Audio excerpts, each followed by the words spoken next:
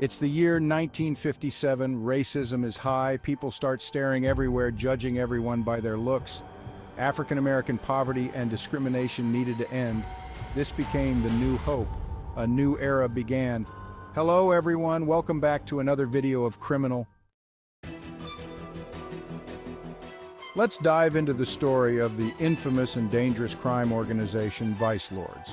Originating in Chicago, Illinois, this community organization started as a bright light which eventually was consumed by darkness and chaos. It started by some young African Americans which in the beginning were led by Edwin Pepelo Perry. The name Vice meant having a tight hold. Times were tough and everyone needed someone's back at the time. With this opportunity they started recruiting a lot of young men and their numbers soon rose. But with the numbers came the problems too. They started engaging in conflicts with other clubs from various Chicago neighborhoods.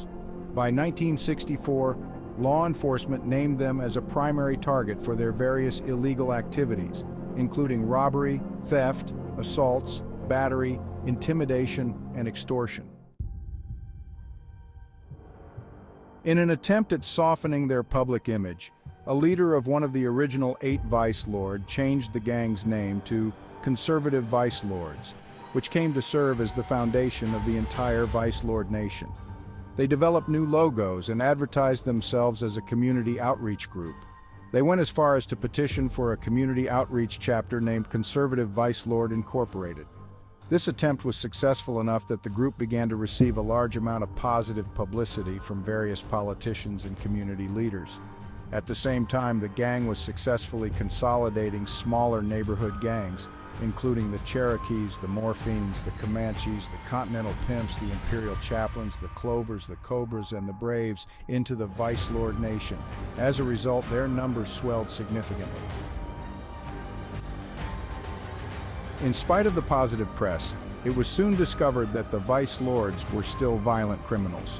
An introduction of narcotics into the Lawndale neighborhood during this time, along with a rapid increase in crimes involving intimidation, extortion, and murders of business owners who refused to pay for protection, were perpetrated by the gang.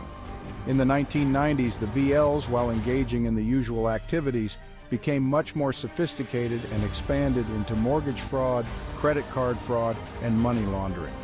According to the U.S. Department of Justice, the Vice Lords Nation has between approximately 30,000 and 35,000 members operating in 75 cities and 28 states, primarily in the Great Lakes region.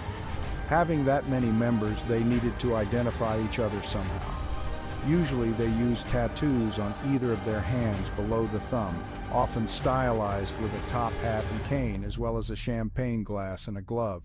They also used the Playboy logo as well as a red and gold 5-point star. In the 1960s, a new member was introduced to the Vice Lord Nation. Meet Willie Lloyd, a teenager growing up in Chicago's West Side who soon became the leader of the nation. At least that's what he told the people. At his beginnings, he recruited thousands of young men. He started calling himself the King of Kings. He was powerful until he was put behind the bars for a murder of a police officer in Iowa. Even though he was in jail, he still ruled the Vice Lord Nation on the outside with the help of other inmates and prison guards. While inside, he even wrote a command structure made from 61 pages called the Amalgamated Order of Lordism. But still, Lloyd was in and out, and back in again and out. He was released on parole in 1986, and just 1 year later he was put back in on a weapons conviction. He was released in 1992. Later in 1992, he was involved in a protracted gang war over control of the Vice Lord Nation, involving kidnapping and the murder of rival members' children. Law enforcement intensified its efforts to remove Lloyd from the street, and from 1994 to 2001, he was again incarcerated for weapons violations. After prison time, he publicly quit the gang life. Lloyd attempted to earn a living as a gang mediator, and he became affiliated with a non-profit organization. In August 2003, Lloyd was shot 4 times in Garfield Park. This was the 3rd assassination attempt on Lloyd. Lloyd became paralyzed from the neck down due to injuries from the shooting. Vice lords were known for all sorts of crimes, including drug sales, robbery, extortion, fraud, money laundering, murder, and racketeering. They were known to be vicious and loyal. They don't snitch around. If they know someone is giving information and talking to law enforcement, they don't forgive. It usually depends on the leaks, but most of the time it's punishment as bad as torture, killing of family members, or even the death of the person. This gang has quite some heat going on between other gangs too. They fight, kill each other, and they don't cross each other's territories. The worst always happens. Gangs like the Gangster Disciples, Folk Nation, Crips, and Simon City Royals, these are some of the gangs vice lords deal with.